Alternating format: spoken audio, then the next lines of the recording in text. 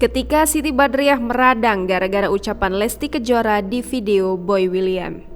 Penyanyi dangdut Siti Badriah atau kerap disapa Sibat meradang gara-gara video konten milik Boy William.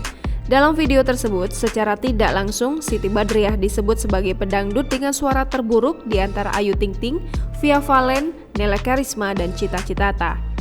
Semua berawal saat Boy William meminta Lesti Kejora mengurutkan nama-nama pedangdut dengan suara terbaik hingga terjelek. Bagaimana kronologi perseteruan tersebut? Sibat dan suaminya, Krisdiana Baharudin, langsung menanggapi video viral yang diunggah pada 15 Februari 2021 tersebut. Kemudian Siti Badriah lalu mengunggah video lagu Lagi Cantik yang sudah ditonton lebih dari 637 juta kali di YouTube.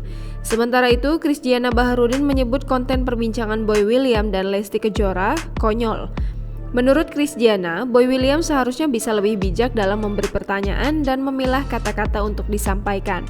Pasalnya, Lesti Kejora dan Siti Badriah sama-sama penyanyi dangdut. Krisdiana Baharudin semakin kesal karena para fans Lesti Kejora justru membuli Siti Badriah. Padahal, Krisdiana berharap para penggemar Lesti Kejora sadar ucapan idolanya di video tersebut salah.